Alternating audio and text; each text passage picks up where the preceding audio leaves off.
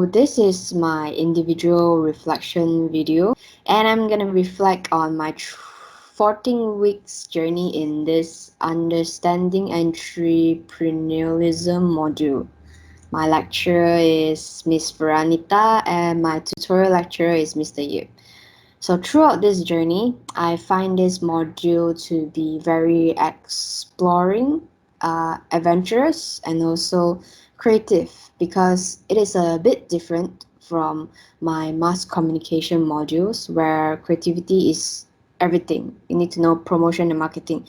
But for business, it is much more towards how you bring up the idea and also pitching to your clients.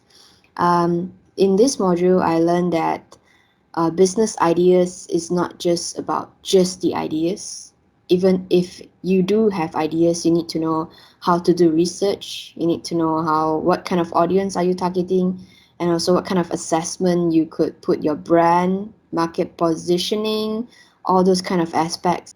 So in those cases where I find those guest speaker session to be very hectic and meaningful, and also other guest speakers who have talked about the kind of important aspects you need to focus on when you do have a business idea you want to promote. In this journey, the difficult part, there's two. One of the part is the group project where I was going very smooth, just that there are some communication problems, but and there's no leadership in our group because we didn't decide who becomes the leader. It's mostly democratic. Anybody got idea, we brainstorm together. Any effort need to put more into it, we do it together as well. So that's the problem right there because we do not know what kind of things we should focus on and nobody guide us. Mr. Yip did guide us throughout the tutorial session.